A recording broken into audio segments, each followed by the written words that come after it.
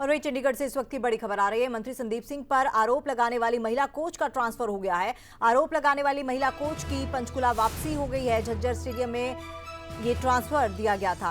पंचकुला में महिला कोच का ट्रांसफर किया गया है। आपको बता दें कि इस मामले में सर्वखाप महापंचायत ने मंत्री के इस्तीफे की मांग भी की है। संदीप सिंह को 23 जनवरी तक मंत्रिमंडल से बर्खास्त करने का अल्टीमेटम दिया गया है।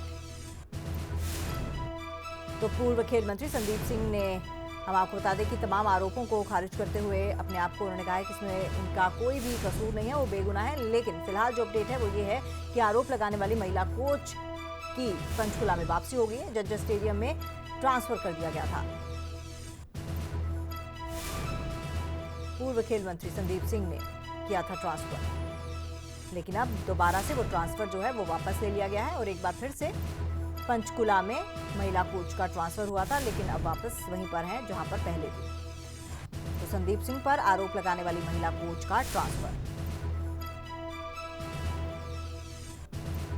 तो पंचकुला एक बार फिर से वापसी हो गई है।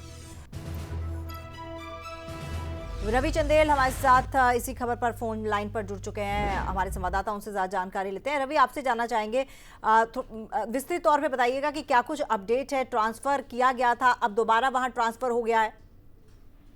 देखिए, जिस तरीके से पूरा मामला रहा है, इस पूरे मामले में जब पूर्व खेल मंत्री संदीप सिंह ने प्रेस वार्ता करी थी, उन्होंने कहा था कि ये पूरा ट्रांसफर का, जब उनकी ट्रांसफर जो थी वो पंचकुला से जूनियर महिला कोच की जो ट्रांसफर थी वो पंचकुला से झज्जर, उनके होम डिस्ट्रिक्ट वहां पर की गई थी, जिस वजह से उनके ऊपर ये आरोप लगाए जा रहे हैं। साथ ही उन्होंने कहा था कि एक राजनीतिक षड्यंत्र भी हो सकता है। इसके अलावा जिस तरीके से अभी तक की पूरी जांच प्रक्रिया रही है, उसके बाद संदीप सिंह से जो है वो खेल मंत्रालय और युवा मामलों का विभाग जो है वो मुख्यमंत्री को सौंप दिया था। तो अब जो है जिस तरीके से सभी खाप पंचायतें जो है वो सरकार को अल्टीमेटम दे चुकी है कि संदीप सिंह का जो है वो 23 जनवरी तक जो है वो मंत्री पद से इस्तीफा दिया जाना चाहिए, नहीं तो सरकार के खिलाफ जो है वो आंदोलन जो है वो सक्रिय कर दिया जाएगा। जिसके मद्देनजर अब सरकार द्वारा खेल विभाग के अंदर जो है वो 18 कोचेस की जो है वो ट्रांसफर किए हैं, जिसके अंतर्गत जूनियर महिला कोच, जिसके द्वारा संदीप सिंह पर जो छेड़छाड़ के आरोप लगाए गए थे, उनकी एक बार फिर से जो है झज्जर से ट्रांसफर जो है वो पंचकुला वापस कर दी गई है, जहां पर जूनियर महिला कोच द्वारा ये बताया गया था कि किस तरीके से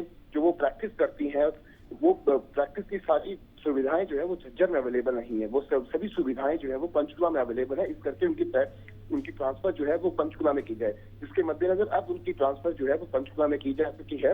देखना दिलचस्प होगा कि आगे आने वाले समय में जिस तरीके से खाप पंचायतों द्वारा जो अल्टीमेटम दिया गया है, उसके मद्देनजर सरकार क्या कुछ फैसला लेती है। क्या संदीप सिंह के मंत्री पद से इस्तीफा दिलवाया जाता है या नहीं, ये भी देखने वाली बात रहेगी। रवि, जिस तरह से ट्रांसफर को वापस लिया गया है, ये उस महिला के फेवर में कहा जा सकता है ये कि ये चीज जो है महिला के फेवर में आई है?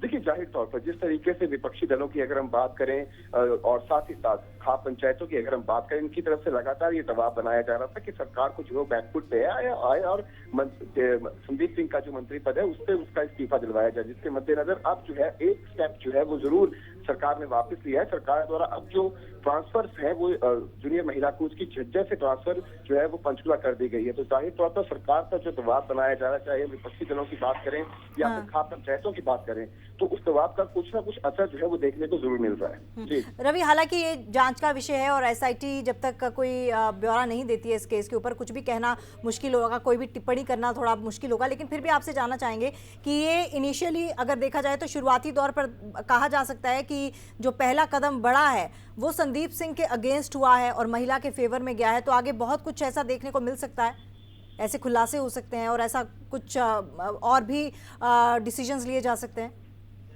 देखिए, फिलहाल तो ये पूरा जांच का विषय है। जिस तरीके से चंडीगढ़ पुलिस द्वारा जो एसआईटी गठित की गई है, उसके बाद से लगातार जो है वो संदीप सिंह के जो स्टाफ मेंबर्स थे उनकी डिटेल्स मंगवाई गई थी कि एक साल के अंदर कौन कौन से ऐसे स्टाफ मेंबर्स थे जो संदीप सिंह की चंडीगढ़ स्थित निवास स्थान पर जो कार्यरत थे। जिसके बाद उन स्टाफ की जो है वो अलग अलग यानी कि इंडिविजुअल तरीके से जो है उनकी पूछताछ भी एसआईटी द्वारा की गई और संदीप सिंह से जो है वो खेल मंत्रालय और युवा मामलों का विभाग जो है वो भी लिया गया।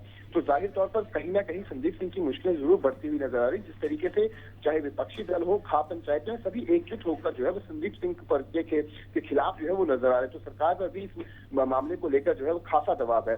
देखना दिलचस्प होगा कि जिस तरीके से 23 जनवरी का जो अल्टीमेटम दिया है, क्या सरकार जो है वो संदीप सिंह के मंत्री पद से इस्तीफा दिलवाती है या नहीं, ये एक बड़ा सवाल रहेगा। लेकिन फिलहाल की स्थिति के अंदर जिस तरीके से चंडीगढ़ पुलिस की एसआईटी द्वारा जो कार्य किए गए थे, उसके जांच प्रक्रिया जब पूरी होगी, उसमें क्या कुछ निकलकर सामने आता, वो काफी दिलचस्प रहने वाला है कि आखिरकार क्या निष्कर्ष जो है एसआईटी निकालती है। क्या इस पूरे मामले के अंदर जो है संदीप सिंह को दोषी करार दिया जाता है या फिर संदीप सिंह जो है वो बिल्कुल क्लीन चिट होकर जो है बाहर निकलते हैं। जी चलिए, बहुत बहुत धन्यवाद रवि आपका तमाम जानकारी के लिए।